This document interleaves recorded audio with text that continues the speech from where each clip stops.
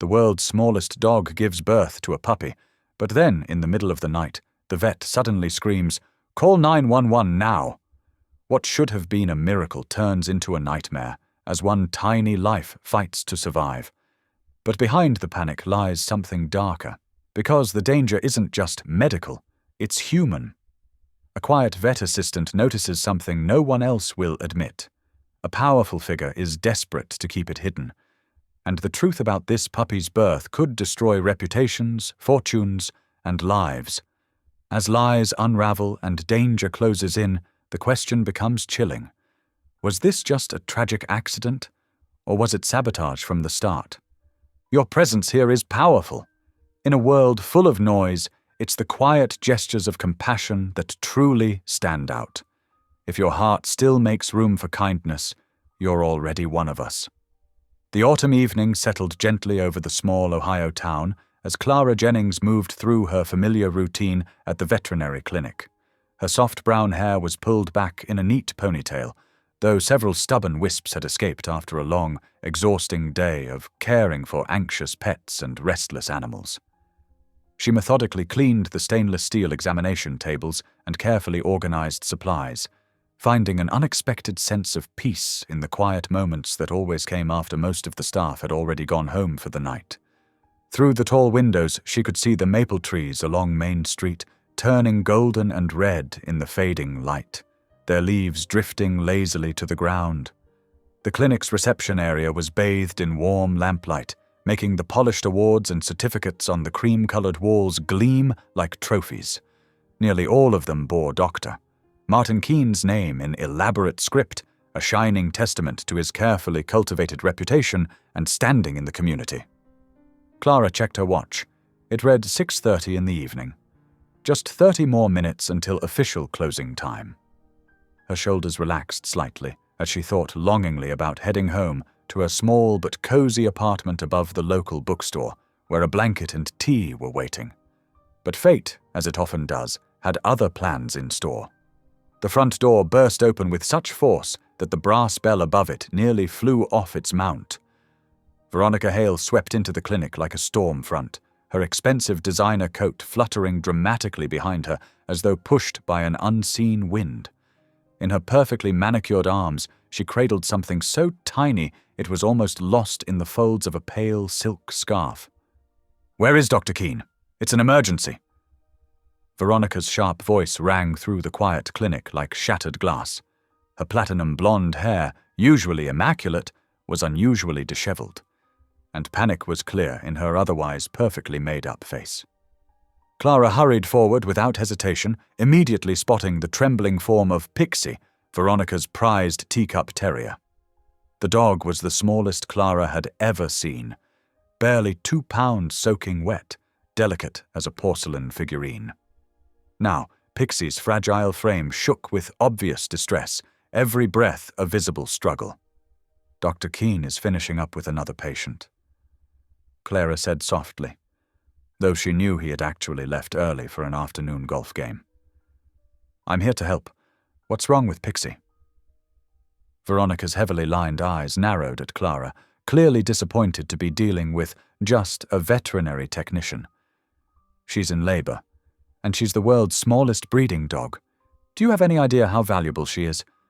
I need Keane here now." Clara's heart sank as she looked more closely at Pixie's trembling form.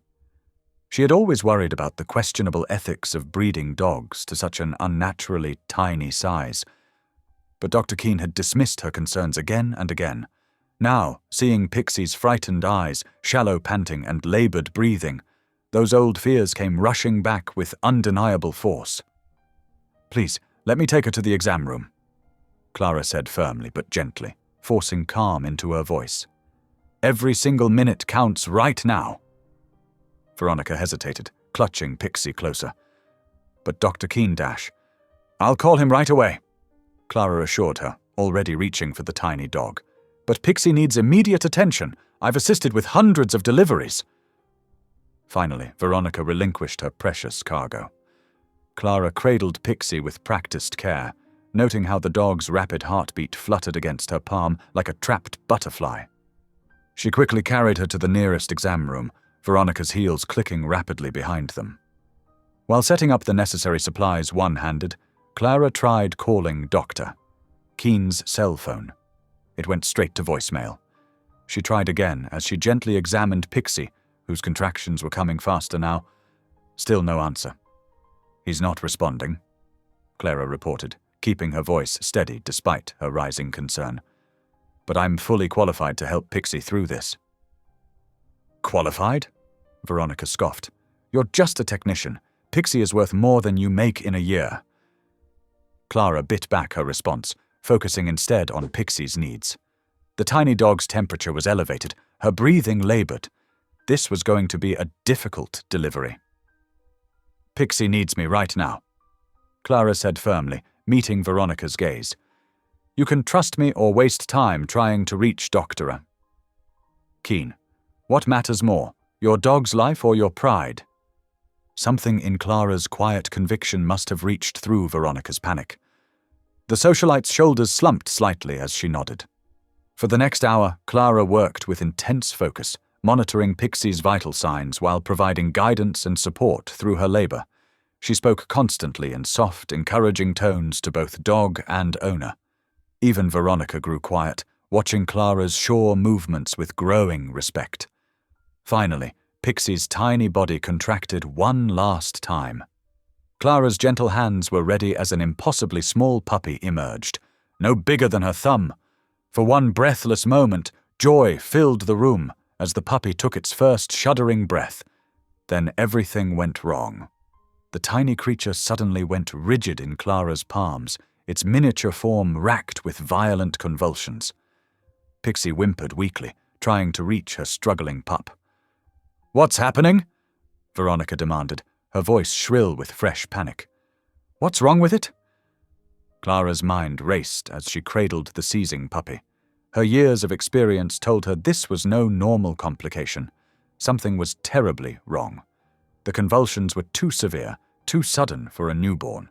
She carefully supported the tiny pup's head while checking its gums and tongue. The color was off, showing signs that pointed to something specific, something that made her blood run cold. "I think the puppy's been poisoned," she said quietly, her hands never stopping their gentle support of the struggling newborn. "Poisoned?" Veronica gasped. "That's impossible. How dare you suggest—" "Not deliberately," Clara clarified, already moving to gather what she needed. "But something in Pixie's system is toxic to the pup. We need to act fast." Her mind whirled through possibilities, even as her hands remained steady.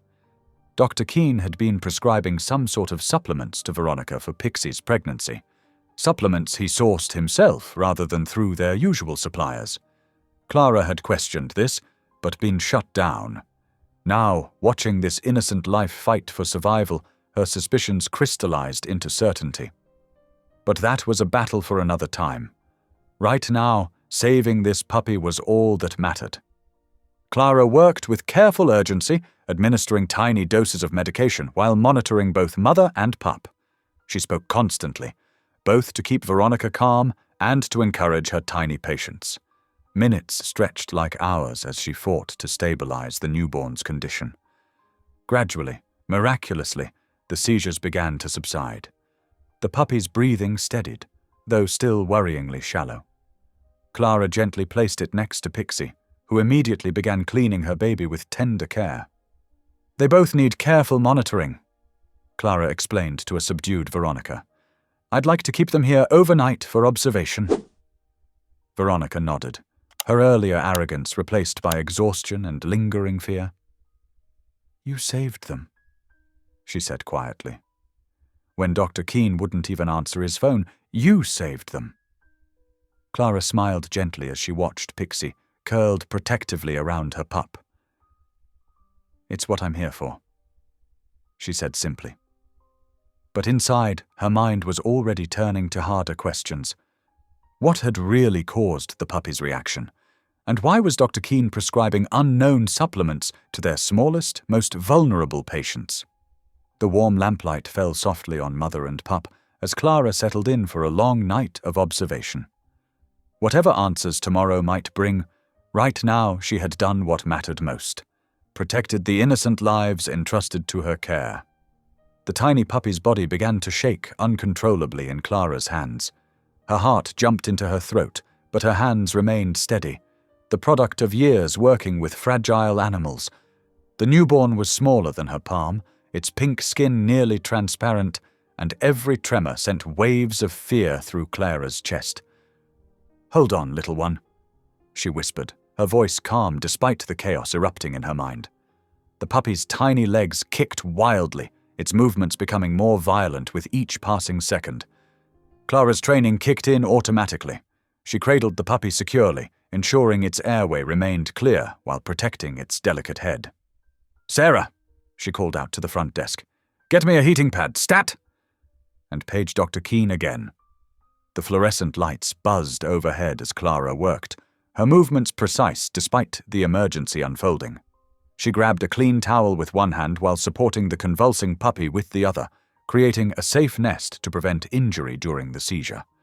The door burst open with a bang that made everyone jump. Dr. Keane rushed in, his normally pristine appearance slightly disheveled, tie askew.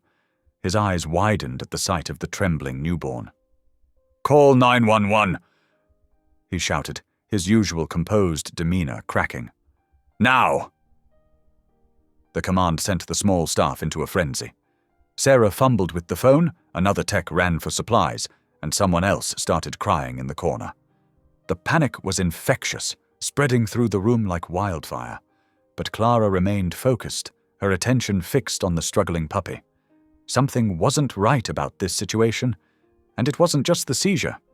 As she adjusted her hold on the tiny patient, her eyes caught something unusual on Pixie's fur near her belly.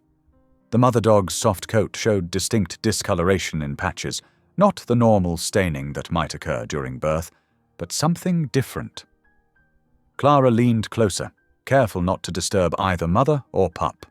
The fur appeared slightly singed, with an odd texture that spoke of chemical exposure. "Dr. Keane," Clara called out, her voice steady but urgent. "I think you should look at this.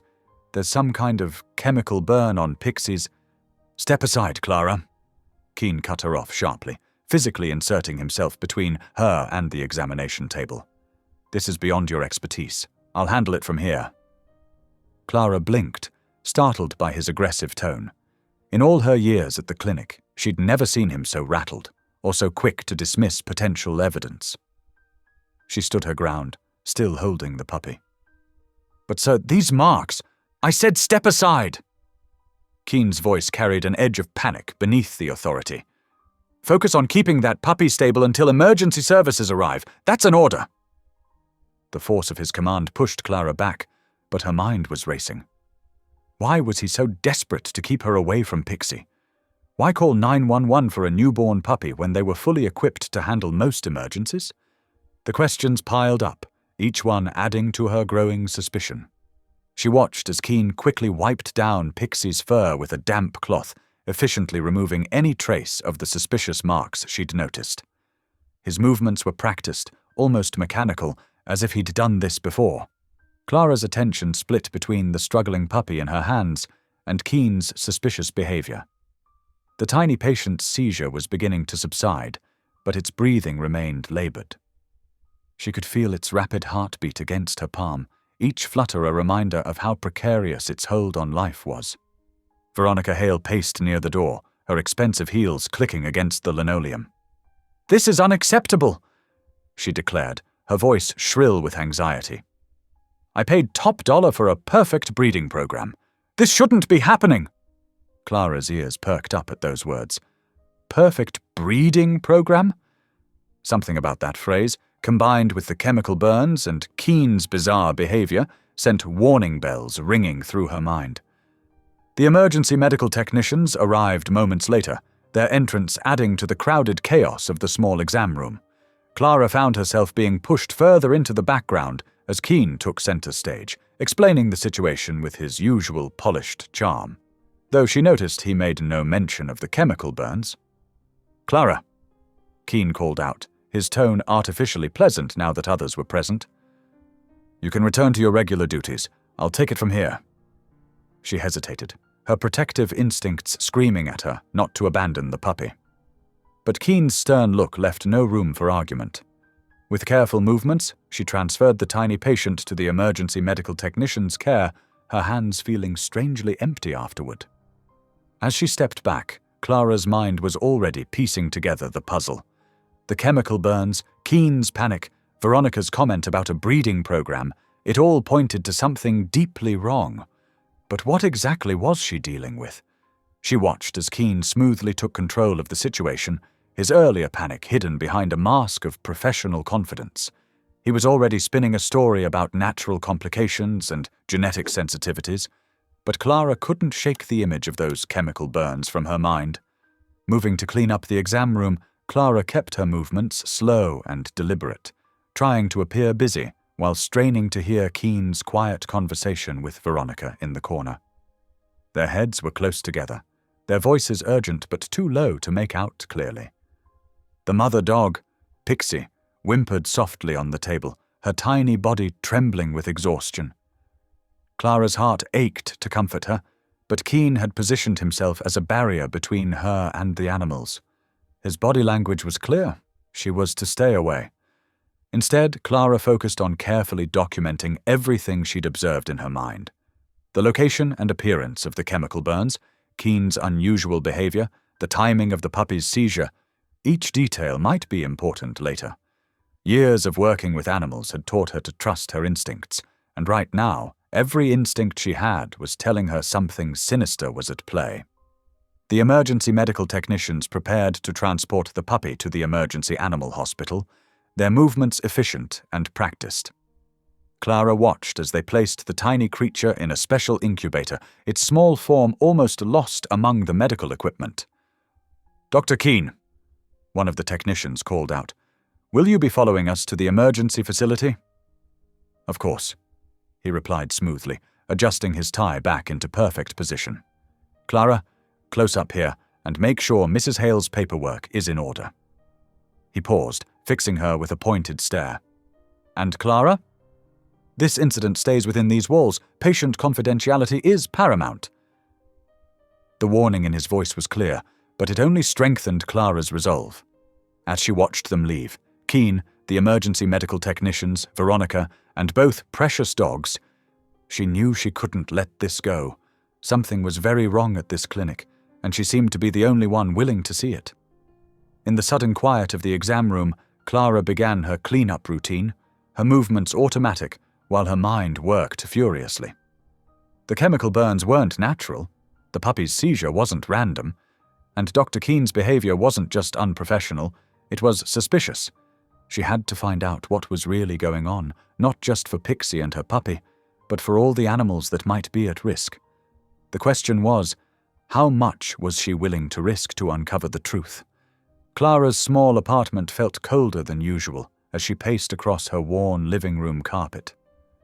The events at the clinic kept replaying in her mind like a movie she couldn't turn off. Pixie's tiny form, the puppy's violent tremors, and Dr. Keane's uncharacteristic panic, it all swirled together in a disturbing mix that wouldn't let her rest. She wrapped her arms around herself, stopping at her window to watch the streetlights flicker on as dusk settled over their quiet Ohio town. The chemical burns she'd noticed on Pixie's fur weren't something that happened by accident. Her 10 years of experience as a vet tech had taught her that much. Her phone buzzed on the coffee table. Raymond Cole's name lit up the screen, and Clara felt a small wave of relief. If anyone would understand her worries, it would be him. She picked up on the first ring. "Hey, Ray," she said, her voice betraying her exhaustion. "You sound awful." Raymond's warm, steady voice came through. "Rough day at the clinic?" Clara sank into her old armchair, clutching a throw pillow to her chest. "You could say that. Could you? Would you mind coming over? I need someone to talk to, and this isn't really a phone conversation." "Give me 15 minutes," Raymond replied, without hesitation. True to his word, Raymond's knock came exactly 15 minutes later. Clara opened the door to find him still in his gardening clothes, dirt smudged on his weathered hands. Even in retirement, he kept busy, tending to the community garden he'd started after leaving the fire department. "I brought tea," he said, holding up a thermos. "Chamomile. Figured you might need it." Clara managed a small smile, leading him to her tiny kitchen. While Raymond poured the tea into 2 mugs, she pulled out a stack of papers from her work bag, copies of clinic records she'd hastily printed before leaving work. "Something's wrong at the clinic, Ray," she began, wrapping her hands around the warm mug. "Really wrong. Today we had this teacup terrier come in, Pixie. She was giving birth, and the puppy—" Clara's voice caught. "The puppy had seizures right after delivery, but that's not even the worst part." Raymond leaned forward, his kind eyes focused entirely on her. Unlike her colleagues at the clinic, who often dismissed her concerns as oversensitivity, Raymond had always taken her seriously. "I noticed chemical burns on Pixie's fur," she continued. "And when I tried to investigate, Dr. Keane shut me down completely. He practically shoved me out of the room." "That's not like him," Raymond observed. "Usually he's all about showing off his expertise." Clara nodded vigorously. "Exactly. So I started looking into Pixie's records before I left." She spread the papers across her small kitchen table. "Look at this breeding history. Pixie's been bred 4 times in the past 2 years, Ray. That's way too much for a dog her size, and each time there were complications that required expensive treatments at our clinic." Raymond's brow furrowed as he studied the documents. "Seems like someone's making good money off this dog's suffering." "It gets worse," Clara said, pulling out more papers. "I checked other records too. We've had an unusual number of teacup breeds coming through lately, all with similar patterns. Multiple pregnancies, complications, expensive procedures." She ran her fingers through her hair in frustration. "Dr. Keane's been pushing these breeders to produce smaller and smaller dogs, knowing they'll have health problems. He's profiting from their suffering." "That's why he panicked today," Raymond said slowly. "He's afraid of being exposed." Clara nodded, feeling sick to her stomach. "The chemical burns, I think they're using something to try to stunt the puppy's growth. It's horrible, Ray. These dogs are being tortured for profit, and I've been helping without even knowing it." Raymond reached across the table and squeezed her hand. "Hey, you didn't know. But now you do. Question is, what are you going to do about it?" Clara stared down at the scattered papers, each one a piece of evidence pointing to Dr. Keane's cruel scheme. Her hands trembled slightly as she gathered them together. "I have to stop this. But Ray, if I go against Dr. Keane, I'll lose my job. Nobody in town will hire me after that. He's too well connected. Since when has doing the right thing been easy?" Raymond's voice was gentle, but firm. "Remember when I told you about my first major fire? The one where I had to choose between following orders and going back in for that kid?" Clara nodded. She'd heard the story before, how Raymond had defied his superior's direct order and saved a child everyone else thought was already dead. "Sometimes," Raymond continued, "your conscience tells you what's right, even when everything else tells you it's wrong. I've watched you with those animals, Clara. You were born to help them. Don't let fear stop you now." Tears welled up in Clara's eyes as she looked at the evidence spread before her. Each number, each date, each clinical note told a story of deliberate cruelty masked as legitimate veterinary practice. Dr. Keane wasn't just treating sick animals, he was creating them, engineering smaller and more fragile dogs for maximum profit. "These animals can't speak for themselves," she said quietly, touching one of the papers that detailed Pixie's latest complications. "They can't tell anyone they're suffering. If I don't do something, who will? That's my girl." Raymond smiled, his weathered face creasing with pride. "So, what's the plan?" Clara straightened in her chair, a new determination replacing her earlier fear. "First, we need to document everything. These copies aren't enough. We need proper evidence. Photos, more detailed records, maybe even testimony from some of the breeders who might not know they're part of this scheme." "You'll need help," Raymond said. "Someone to watch your back while you gather proof." "Are you offering?" Clara managed a small smile. "Try and stop me," Raymond replied, his voice carrying the same steady strength that had made him a legendary firefighter. "I may be retired, but I still know a thing or two about gathering evidence and keeping people safe." As they spent the next few hours organizing the records and forming a plan, Clara felt the weight of her earlier fear lifting. Yes, confronting Dr. Keane would be dangerous for her career, but staying silent would be far worse.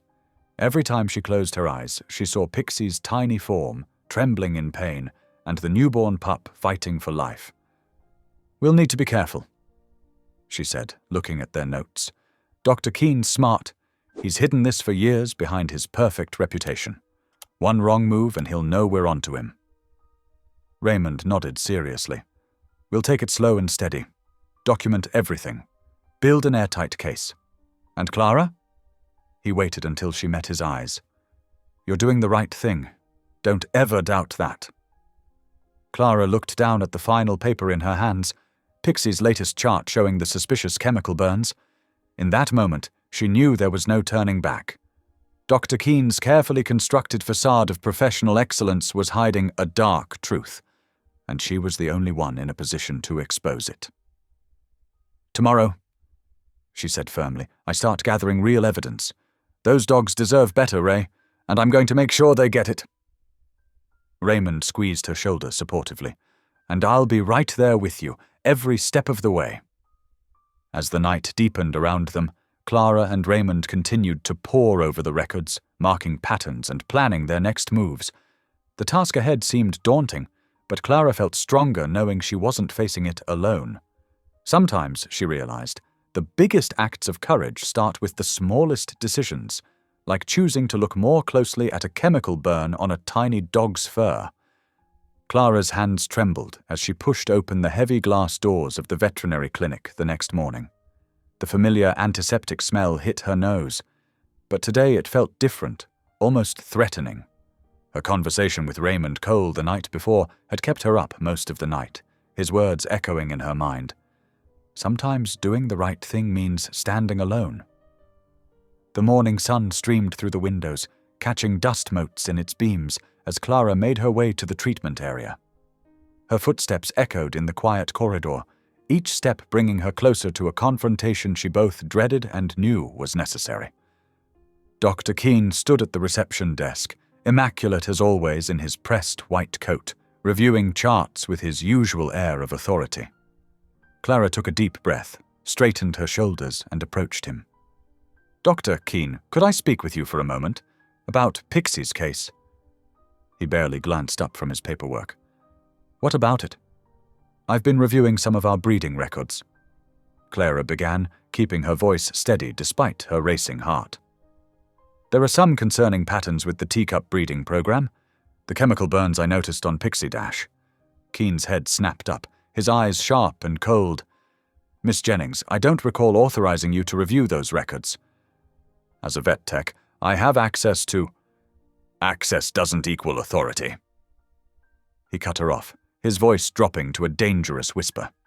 He glanced around the reception area before steering her roughly by the elbow into his private office.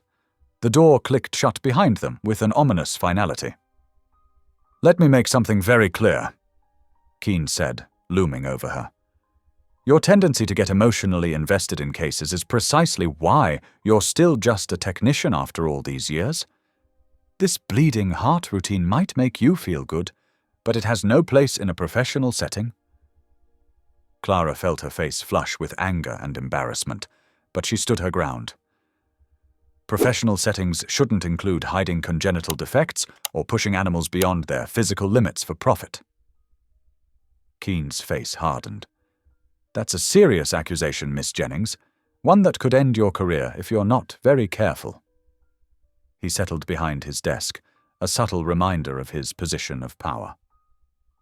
"Perhaps it's time to consider whether you're truly suited for this line of work." The threat hung heavy in the air between them. Clara's throat felt tight, but she managed to speak. "The work I'm suited for is protecting animals, Doctor. Keane, that's what this profession is supposed to be about." He laughed, a cold sound devoid of humor. How charmingly naive. This is a business, Miss Jennings. Our clients expect results, and we deliver them. If you can't understand that simple concept, perhaps you should start looking for employment elsewhere. Just then, the office door burst open without a knock. Veronica Hale swept in, designer handbag swinging from her arm, her platinum blonde hair perfectly coiffed. Martin, darling, you simply must see what the photographer captured of precious Pixie for the society pages. She stopped short at the sight of Clara, her perfectly lined lips turning down slightly. Oh, you're still here? Clara watched as Keane's entire demeanor transformed, his threatening stance melting into practiced charm.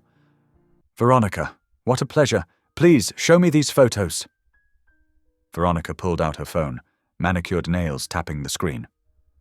The lighting is divine, and everyone at the club is simply beside themselves with jealousy. The world's tiniest mother. It's absolutely perfect for my image. Clara couldn't help herself. Mrs. Hale, Pixie needs rest and careful monitoring. The stress of photo shoots could— Did I ask for your opinion? Veronica cut her off with a dismissive wave. Martin, really, you must get better help. This one's always so dreary with her little concerns. Keane shot Clara a warning look. Miss Jennings was just leaving, weren't you? Clara stood rooted to the spot, watching as Veronica and Keane bent their heads together over the phone, cooing over photos of the exhausted little dog being posed like a prop. The reality of what she was up against hit her full force. It wasn't just Keane's medical misconduct. It was an entire system built on treating living creatures as accessories, enabled by wealth and vanity. She watched Veronica scroll through photo after photo, each one showing Pixie looking more depleted than the last. The tiny dog's eyes were dull with exhaustion, her body barely recovered from the traumatic birth.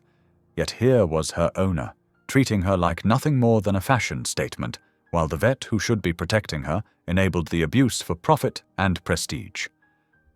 The Ladies' Auxiliary is absolutely desperate to feature Pixie at their next charity event.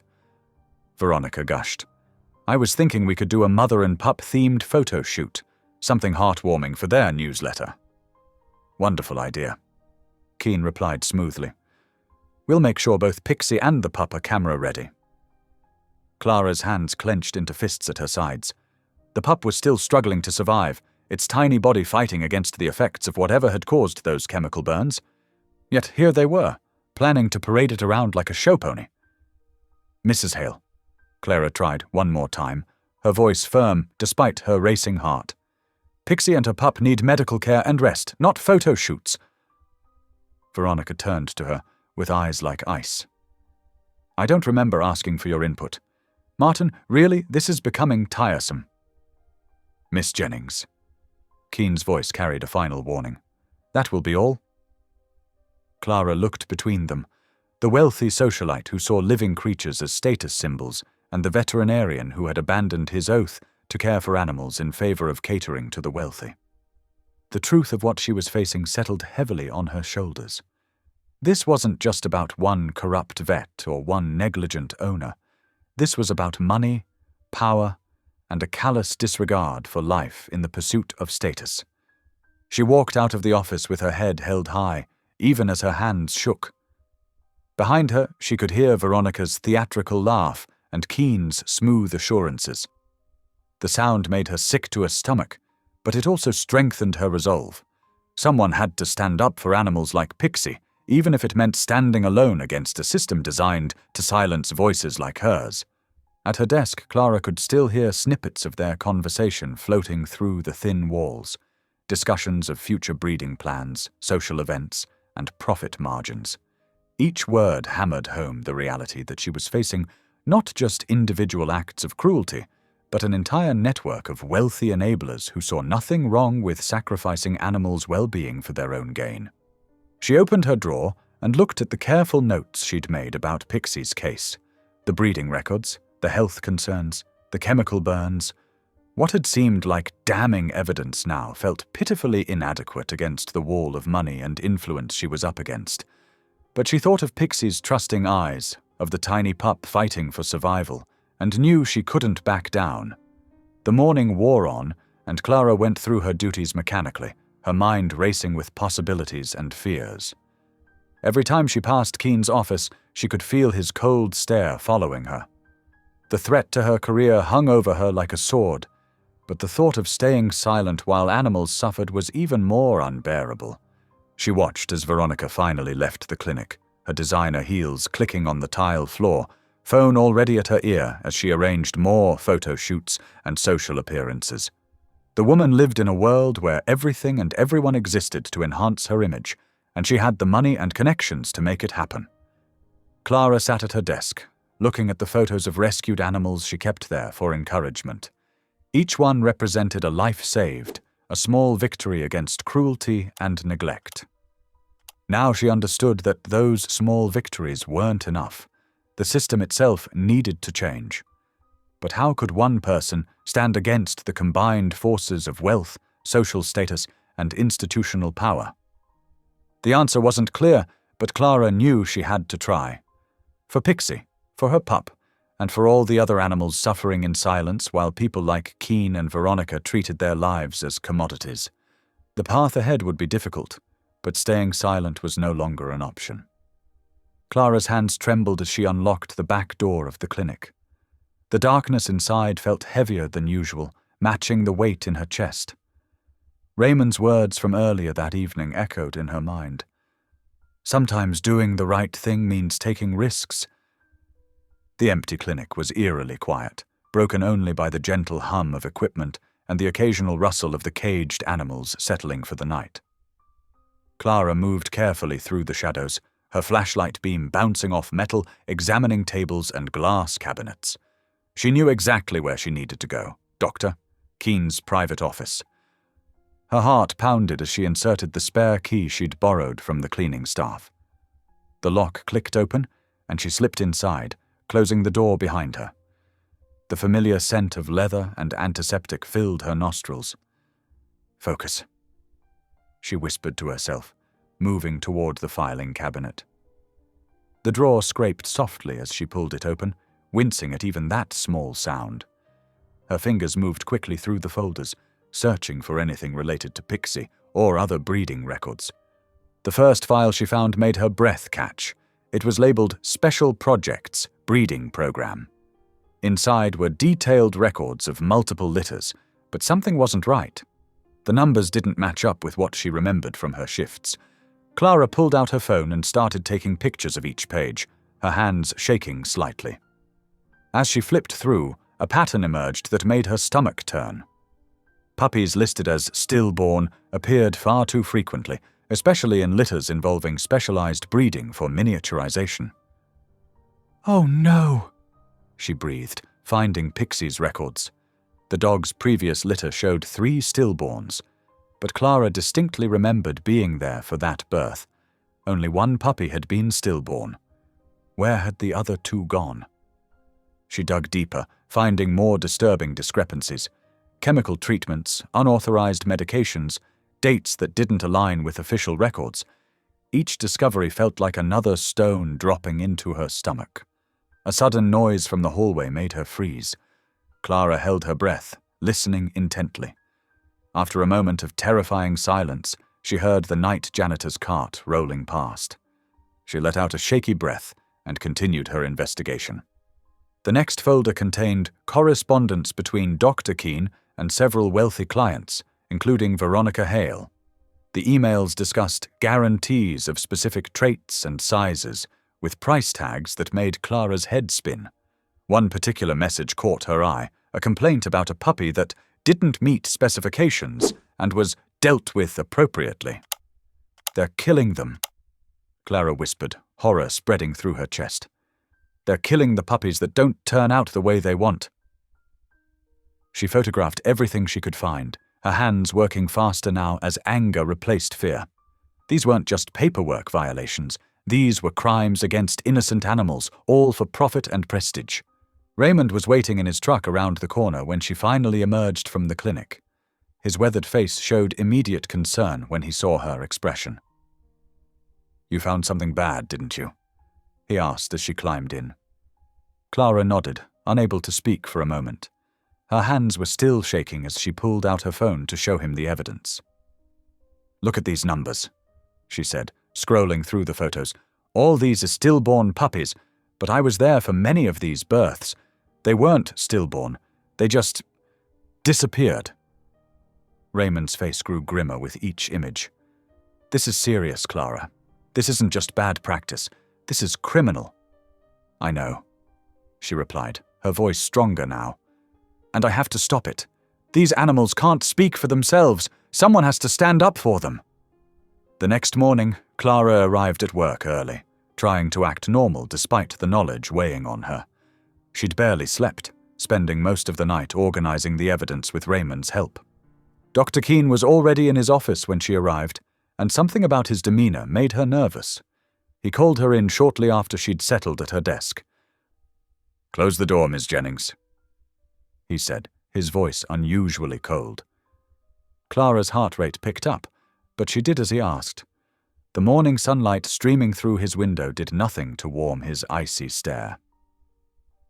"Would you care to explain why the security camera showed you in my office last night?" he asked, his fingers drumming slowly on his desk. The blood drained from Clara's face, but she forced herself to stand straight. "Someone needs to expose what you're doing to these animals." His laugh was sharp and without humor. "And you think you're that someone? The soft-hearted tech who can barely handle putting down a suffering animal? Please." "I have evidence," Clara said, her voice steady despite her racing heart. "Records of all the puppies you've killed because they didn't meet your client's specifications, the unauthorized medications, the altered breeding records." Dr. Keane's face hardened. "Let me be very clear, Ms. Jennings. If you breathe a word of your ridiculous accusations to anyone, I will bury you in so many lawsuits you'll never work in veterinary medicine again. Breaking and entering, theft of confidential records. I could have you arrested right now." Clara felt the walls closing in, but Raymond's words came back to her. Sometimes the right path is the hardest one. "You can threaten me all you want," she said, surprised by the strength in her voice.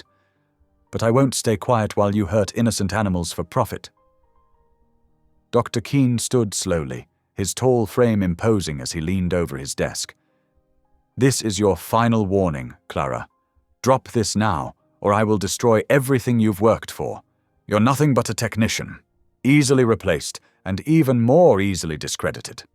Clara turned and walked to the door, her legs somehow steady despite her fear. At the threshold she paused and looked back. "You're wrong about me being soft, Doctor." "Keane, being compassionate doesn't mean being weak. It means being strong enough to fight for those who can't fight for themselves." She closed his office door behind her and walked to her station, her mind racing.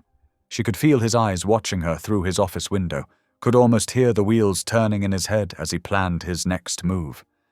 But Clara had made her decision. The evidence was safely backed up in multiple places, thanks to Raymond's careful planning. She might lose her job, might even face legal troubles, but she couldn't unknow what she'd discovered. She couldn't unsee those records or forget about all those innocent lives lost to greed and vanity. As she began her morning duties, checking on the overnight patients, she felt a strange calm settle over her. The path ahead would be difficult, but at least now she was walking in the light of truth, no matter how dangerous that truth might be. Each animal she tended to that morning reinforced her resolve. These weren't just pets or breeding stock. They were living beings deserving of care and protection.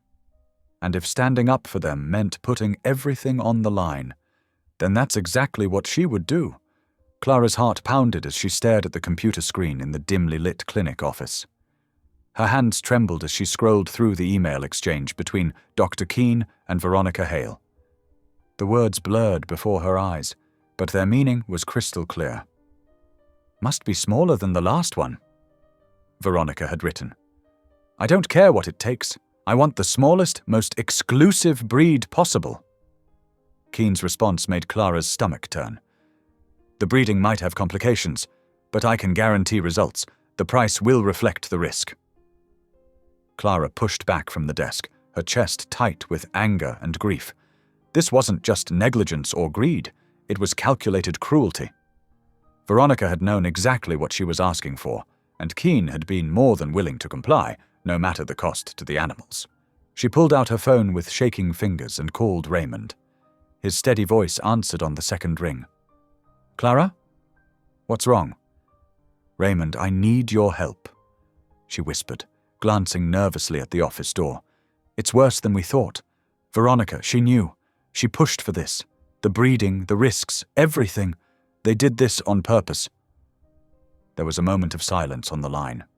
"Tell me what you need," Raymond said finally, his voice firm and determined.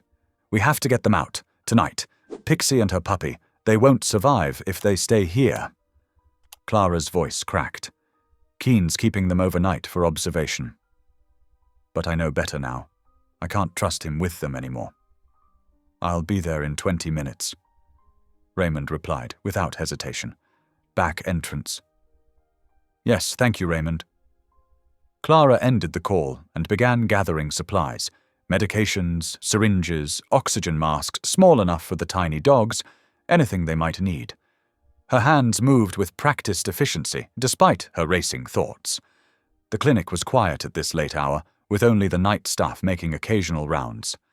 Clara waited until the hallway was clear, before slipping into the recovery room where Pixie and her puppy were kept. The sight of them made her heart ache.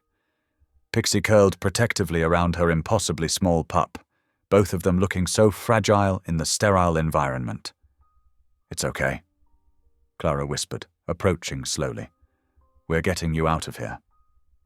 She had just finished securing them in a portable carrier when she heard Raymond's soft knock at the back door. He took one look at her face and nodded grimly. "Let's go." They moved swiftly through the darkness toward Raymond's SUV, parked in the shadows of the building. Clara cradled the carrier close to her chest, every step careful and measured.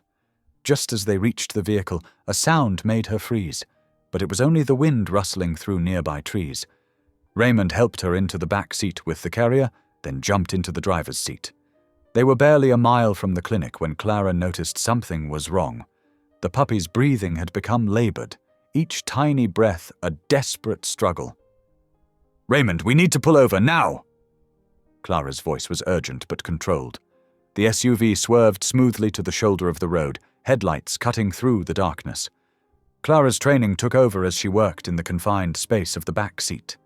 The puppy's lips were turning blue, its tiny chest heaving with the effort to breathe. With steady hands, she pulled out the smallest oxygen mask from her supplies and connected it to a portable tank she'd brought. "Come on, little one," she murmured, supporting the puppy's head as she administered a precise dose of medication.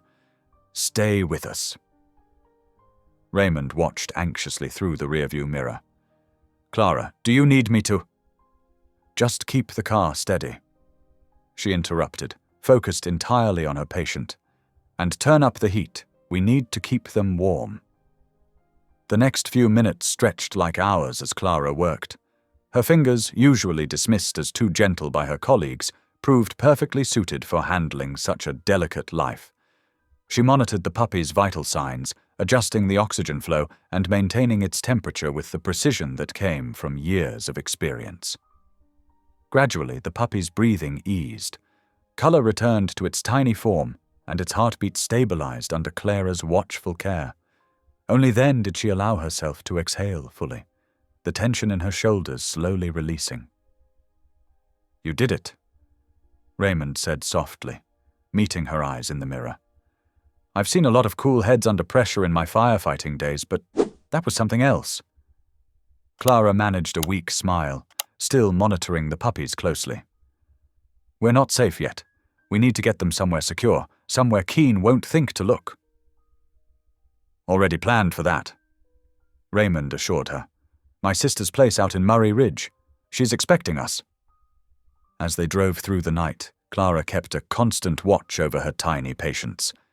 Pixie had remained remarkably calm throughout the crisis, as if she somehow understood that Clara was helping.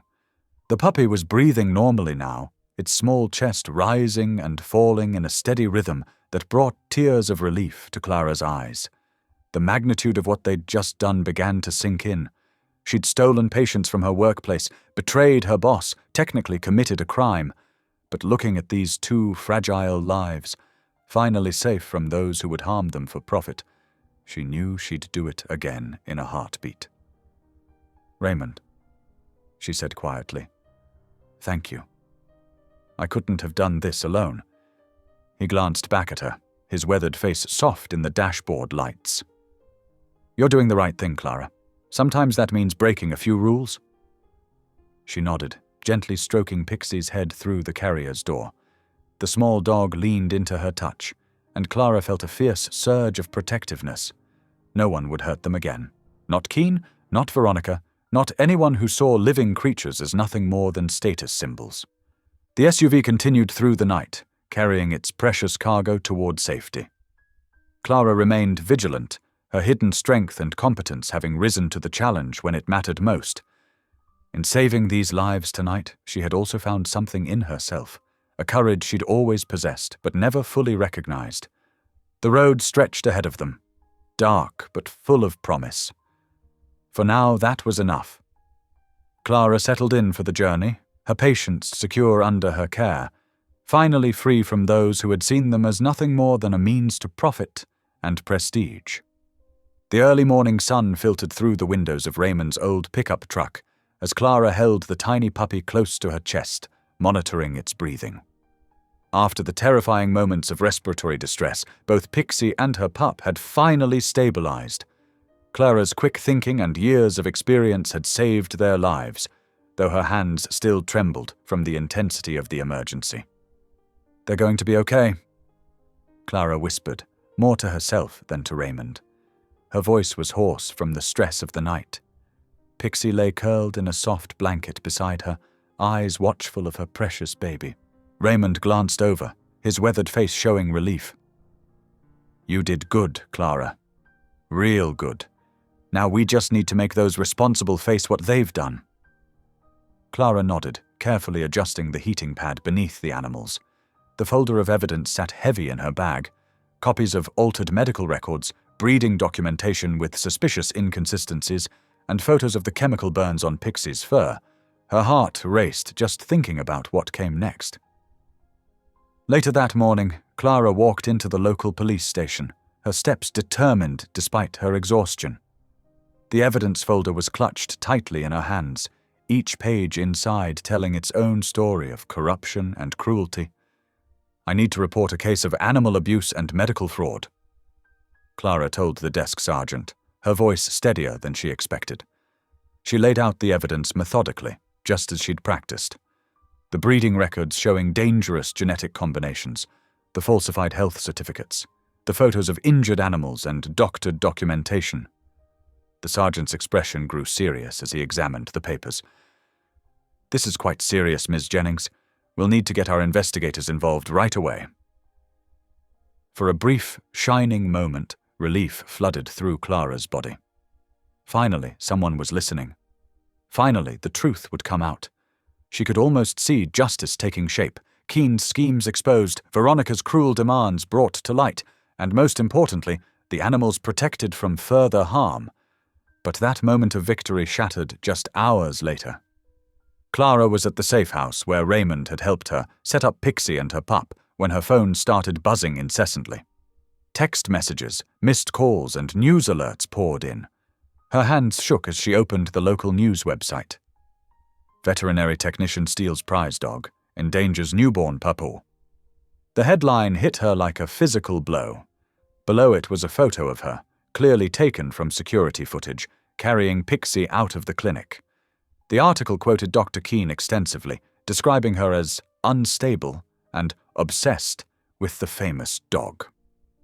"Ms. Jennings has always struggled with professional boundaries," Keane was quoted saying. "We're deeply concerned for Pixie's welfare and that of her newborn puppy, who requires specialized medical care that only our facility can provide." More articles followed, each worse than the last.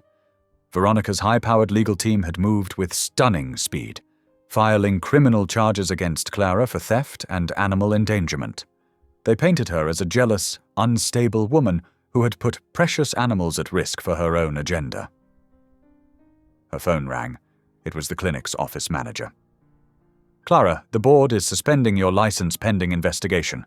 Dr. Keane has video evidence of you stealing medication and equipment before taking Pixie. That's not... I was saving them, Clara protested, but the line had already gone dead. Social media exploded with outrage. Local pet groups, who had once praised her gentle way with animals, now shared warnings about her. Former clients posted messages expressing shock and dismay. Even some of her colleagues at the clinic posted statements distancing themselves from her actions. Raymond arrived at the safe house, his face grave. They're painting quite a picture out there, Clara. Keane's got the whole town believing you've lost your mind. Clara sat heavily in a chair, watching Pixie nurse her tiny pup. The sight that had given her such joy just hours ago now filled her with dread. They're twisting everything, making me look like the criminal when I was trying to stop the real crimes. Veronica's lawyers are good at what they do, Raymond said grimly. They're claiming you endangered both animals by removing them from medical care, that you stole expensive equipment, that you've been obsessing over Pixie for months. They've even got witnesses saying you talked about wanting to steal her. Clara's phone buzzed again. Another news alert. This time it was video footage from the clinic's security cameras, cleverly edited to make her look furtive and suspicious as she cared for Pixie. The comments below were vicious, calling her everything from a thief to a monster. My whole life, Clara whispered, her voice breaking. Everything I've worked for, my reputation, my career, it's all falling apart. She looked around the small safe house, suddenly feeling trapped. Outside she could hear cars passing, and each one made her heart jump.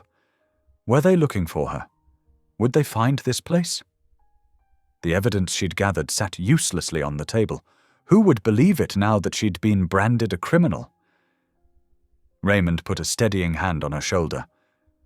We're not beaten yet, Clara. The truth is still the truth, no matter what they say about you. But Clara could feel the walls closing in. Her phone showed missed calls from her family, probably wondering how she could have done something so terrible.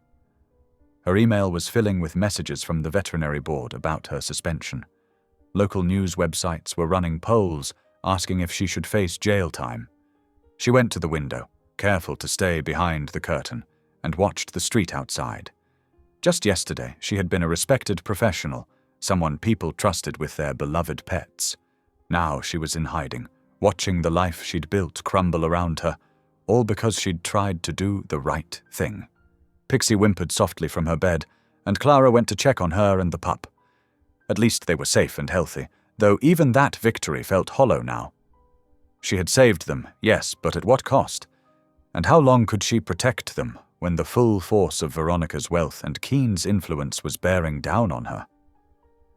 I don't know what to do next, she admitted to Raymond, her voice small in the quiet room.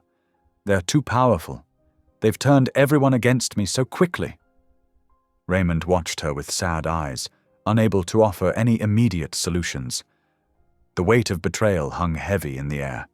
Betrayal not just by Keane and Veronica, but by a system that seemed designed to protect the powerful at the expense of the truth. Clara sat beside Pixie's bed, gently stroking the tiny dog's fur.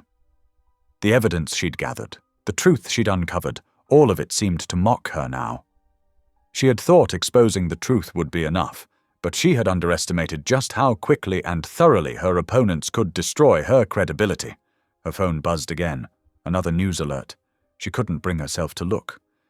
Instead, she watched Pixie tenderly caring for her pup, drawing what comfort she could from the knowledge that at least these two innocent lives were safe, even if her own life lay in ruins around her. Clara sat alone in her darkened living room, staring at the morning newspaper spread across her coffee table. Her own face looked back at her from the front page, alongside a headline that made her stomach turn. Rogue Vet Tech Steals Prize-Winning Dog. The article painted her as an unstable criminal who had endangered precious animals for her own misguided crusade. Tears rolled down her cheeks as she pushed the paper away. Her phone buzzed again, another message from the clinic's lawyers demanding she turn herself in. She had hidden Pixie and her pup at a trusted friend's farm outside of town, but the weight of her actions was crushing her spirit. "What was I thinking?" she whispered to the empty room. Everything she had worked for, her career, her reputation, her dream of helping animals, seemed to be crumbling around her. The evidence she had gathered sat in a manila folder beside her, suddenly feeling worthless against Veronica's army of expensive lawyers and Dr. Keane's carefully crafted lies. A knock at the door made her jump. Through the window, she recognized Raymond's broad shoulders and weathered face. She quickly wiped her eyes and let him in. "You look terrible," he said bluntly, but his eyes were kind. "Thanks." Clara managed a weak smile.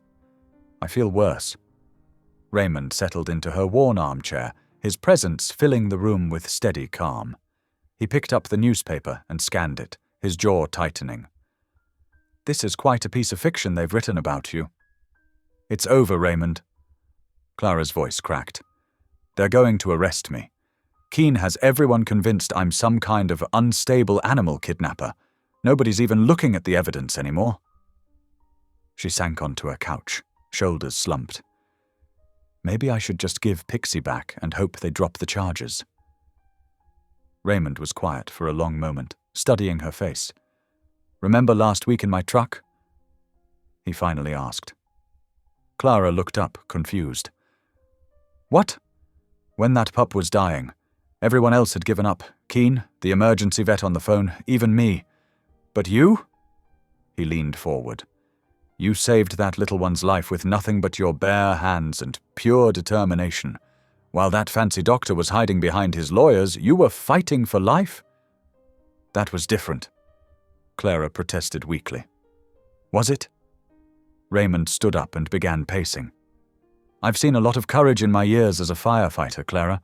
Real courage isn't about being fearless. It's about being scared to death but doing what's right anyway." He stopped and fixed her with an intense gaze. "That night in the truck? That was real courage. And it's still in you." Clara felt something stir in her chest, a familiar spark of determination that had driven her to save Pixie in the first place. "But what can I do? They have all the power." "They have money and influence," Raymond corrected. "But you have the truth, and sometimes the truth just needs the right moment to shine." Clara sat up straighter, her mind beginning to work. "What do you mean?" "Think about it. Keane and Veronica are all about image, right?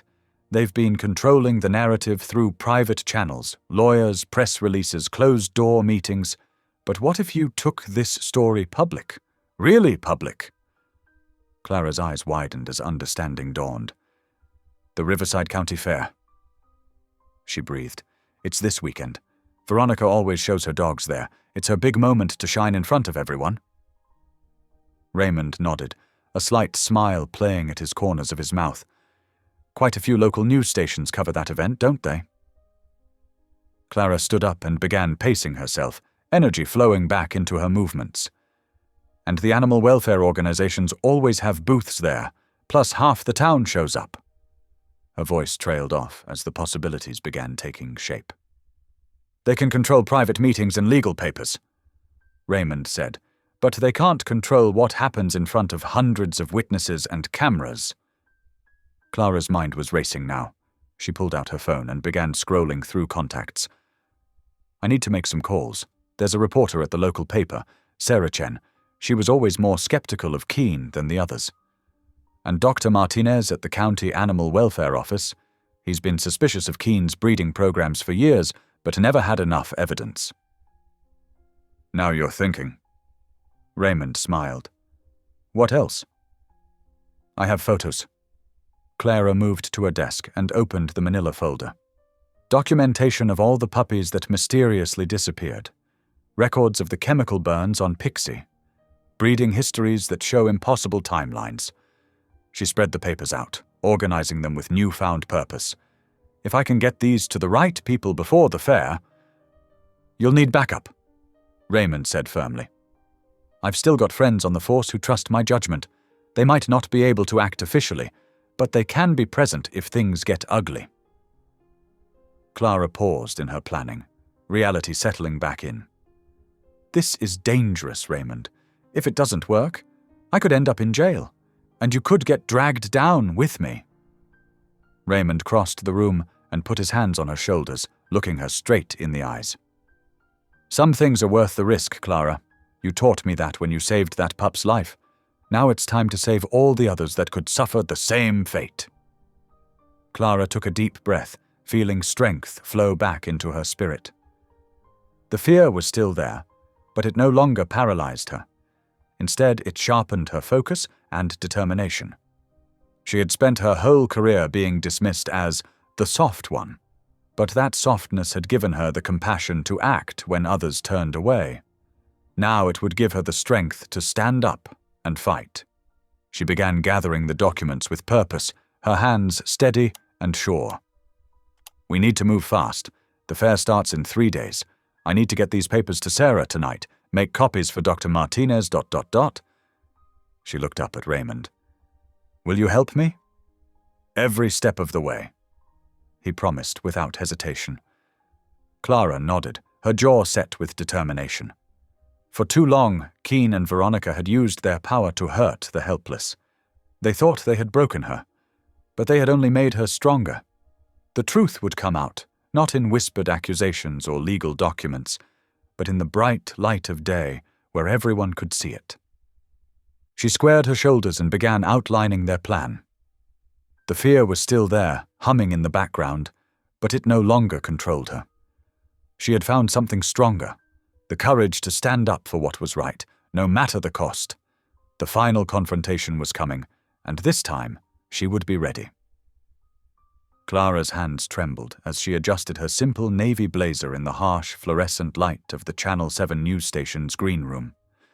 The weight of the evidence folder in her lap felt both reassuring and terrifying.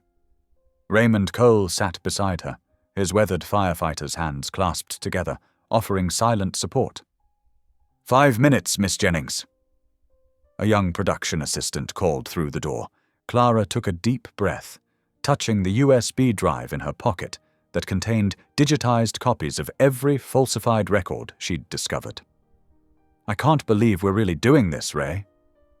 "You've got this, kid," Raymond said, his voice steady and warm. "Just tell the truth. That's all you need to do." The truth.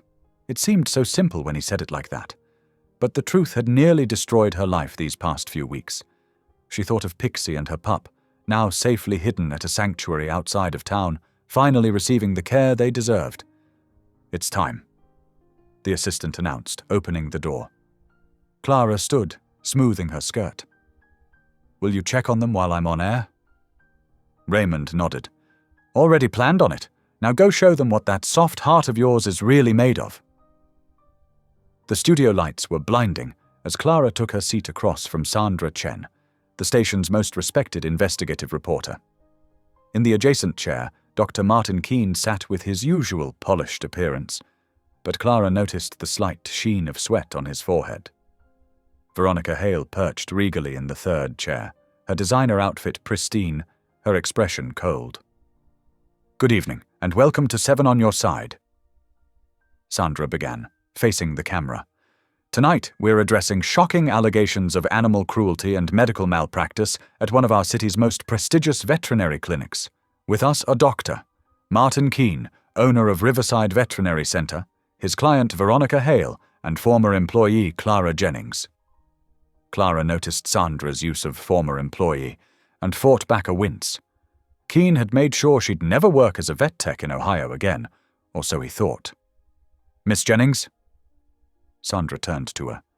"You've made serious accusations against Dr. Keane and Mrs. Hale. What evidence do you have to support these claims?" Clara opened her folder with steady hands. "I have here tissue samples from multiple puppies born at Riverside, showing traces of chemical agents used to artificially stunt their growth." She placed sealed medical containers on the small table between them. "I also have documented proof of falsified breeding records spanning the past 3 years. These are stolen medical records." Keane interrupted smoothly. "Miss Jennings illegally removed these items from my clinic after being terminated for incompetence." "That's not true," Clara replied, her voice stronger than she expected. I was fired for questioning Dr. Keane's unethical breeding practices that deliberately created deformed puppies to satisfy wealthy clients' demands for increasingly tiny designer dogs. Veronica scoffed. This is absurd. Pixie is a perfectly healthy example of selective breeding. This woman stole my dog and endangered her life. We have the lab results right here. Clara continued, pulling out more documents. These show the presence of growth-stunting chemicals in Pixie's system, administered during pregnancy to ensure her puppy would be even smaller than she is. These practices are not only illegal, but incredibly dangerous to the animals. Sandra examined the papers closely. Dr. Keane, how do you respond to these allegations? Keane leaned forward, his trademark confident smile in place. These documents are clearly fabricated. Miss Jennings has always been too emotional about her work, letting sentiment cloud her judgment. The fact is, I'm sorry, Dr. Keane, but I can't let you continue lying. All heads turned toward the studio entrance. Lisa Martinez, one of the clinic's newer veterinary assistants, stood there with determination written across her face. Security moved to intercept her, but Sandra waved them off. Let her speak, the reporter commanded. Lisa stepped forward, her clinic ID badge still pinned to her scrubs. I've worked at Riverside for 8 months. Everything Clara is saying is true. I've seen Dr. Keane inject pregnant dogs with chemicals, falsify birth records, and dispose of puppies that didn't meet his client's size requirements. Keane's face darkened. Lisa, you're making a serious mistake. No. Lisa cut him off. The mistake was staying silent this long. I have videos. She held up her phone. I started recording things after Clara was fired. I couldn't sleep at night knowing what was happening. Veronica's perfectly manicured hand gripped her designer purse until her knuckles went white. This is a conspiracy to destroy my reputation. Mrs. Hale. Clara interjected quietly. You knew exactly what was happening. I have copies of your texts to Dr. Keane demanding that Pixie's puppy be the smallest ever, whatever it takes. You knew the risks to both mother and baby, but you didn't care. The studio fell silent as Sandra's production team quickly connected Lisa's phone to display its contents on the studio's monitors. Crystal clear footage showed Keane in his office, carefully measuring chemicals while discussing size requirements with Veronica. Another clip captured him altering medical records late at night. We'll need to verify these videos, Sandra said professionally. But they appear to be unedited footage. Dr. Keane, would you care to comment? Keane's composed facade cracked. This is all being taken out of context. Our breeding program is completely legitimate.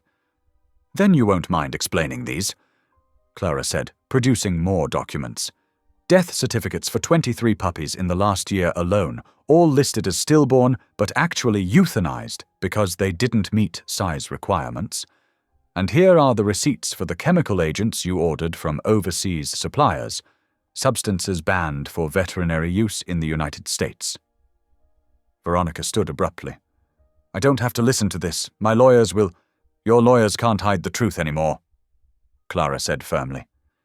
Pixie and her puppy are alive and safe, despite your best efforts to create an impossibly tiny dog for your social media posts. They're being treated for chemical damage and genetic defects at a sanctuary, where expert veterinarians have documented everything. Sandra turned to the camera. We're going to take a brief break, but when we return, we'll have more exclusive evidence of this shocking story, including testimony from other former Riverside employees who have come forward since this investigation began. As the red recording light dimmed, Keane's carefully maintained control vanished. You stupid, soft-hearted fool, he snarled at Clara. Do you have any idea what you've done? Yes, Clara replied calmly. I've done exactly what I should have done months ago. I've exposed the truth. Veronica was already on her phone, presumably calling her lawyers, but her hands shook so badly she could barely dial. Lisa had moved to stand beside Clara's chair, a silent show of solidarity. We've just received word, Sandra announced as they prepared to resume filming, that the State Veterinary Board is launching an immediate investigation into Riverside Veterinary Center, and local law enforcement is en route to secure all medical records. Clara felt a wave of relief wash over her. She thought of Pixie and her tiny pup, finally safe and receiving proper care. The little dog's resilience had inspired her to find her own strength, to stand up against cruelty and corruption despite the personal cost. The camera's red light blinked on again, and Sandra faced it with professional gravity. Welcome back to our continuing investigation into allegations of animal cruelty and medical malpractice at Riverside Veterinary Center. We're joined now by additional witnesses. Clara sat straight in her chair, ready to face whatever came next. The truth was finally coming to light, and no amount of money or legal maneuvering could hide it anymore. She thought of Raymond's words, "Just tell the truth," and felt peace settle over her. Sometimes the soft heart was actually the strongest one of all. The studio lights blazed as Clara presented her evidence, her voice growing stronger with each revelation. She placed the tissue samples on the small table between them, along with detailed lab reports showing traces of harmful chemicals. These samples were taken from Pixie during her emergency delivery. Clara explained, her voice clear and steady. The chemical burns weren't an accident. They were the result of deliberate breeding practices designed to produce unnaturally small puppies. Dr. Keane's facade began to crack. "These allegations are absurd. Miss Jennings is clearly—" "Dr. Keane," Sandra Chen interrupted, holding up a stack of papers. "We have documentation here showing multiple cases of puppies listed as stillborn, yet no record of their remains. Can you explain this discrepancy?" Before Keane could respond, the studio door opened. Angela Martinez, one of his senior veterinary technicians, walked in with purpose. Clara's heart leapt. She hadn't expected this. "I can explain those discrepancies," Angela announced, her voice shaking but determined. "I've worked with Dr. Keane for 8 years. I've witnessed the deliberate manipulation of breeding practices, the disposal of imperfect puppies, all to create what he called designer pets for clients like Mrs. Hale." Veronica's perfectly composed expression shattered. "This is preposterous. I demanded nothing but the best care for my Pixie." "The best care," Clara countered, pulling out photos of Pixie's medical records. "You specifically requested increasingly smaller breeds, despite warnings about health risks. Your demands for the world's smallest dog pushed Dr. Keane to take dangerous shortcuts." The evidence mounted as Clara methodically presented her case. Security footage showed late-night visits to the clinic. Bank records revealed irregular payments. Former clients came forward with stories of puppies that mysteriously didn't make it. Within days of the broadcast, the State Veterinary Board launched a full investigation. Keane's carefully constructed world crumbled as investigators uncovered years of malpractice. His license was suspended pending further review, but the writing was on the wall. He would never practice veterinary medicine again. Veronica Hale faced her own legal troubles. Prosecutors filed animal cruelty charges, arguing that her knowing participation in the breeding scheme made her equally culpable. Her social circle, once so admiring of her prized pets, now turned their backs. Clara watched it all unfold with a mixture of relief and sadness. She had never wanted to destroy anyone. She had simply wanted to protect the animals in her care. Raymond stood beside her through every development, his quiet strength a constant reminder that she had done the right thing.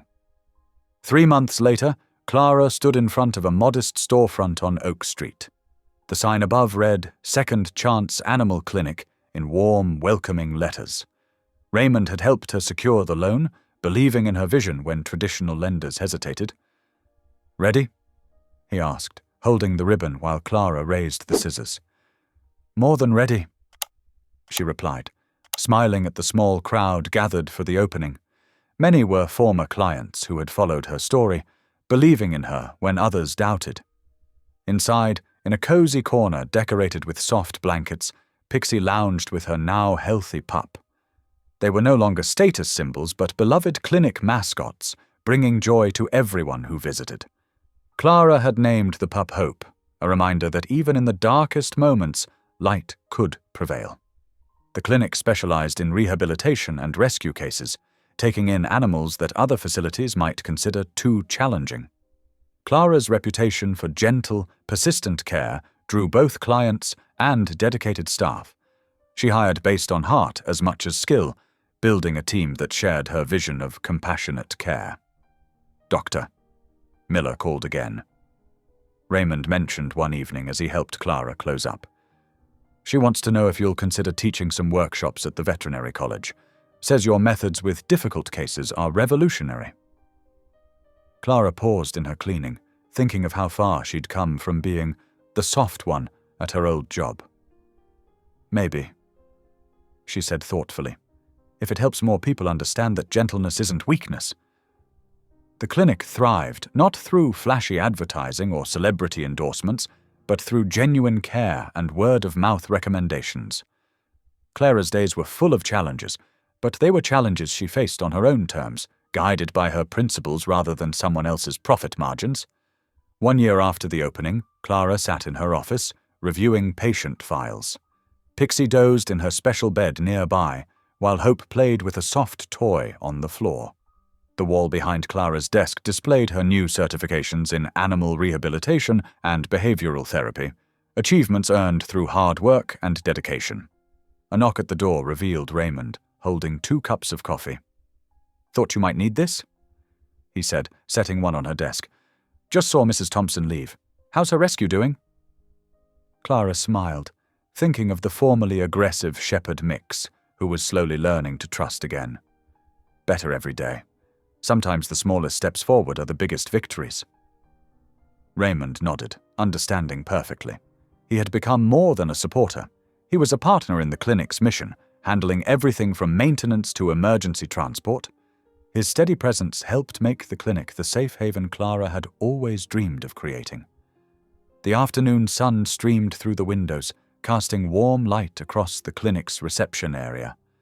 Photos of success stories lined the walls, before and after images of animals who had found healing and hope within these walls.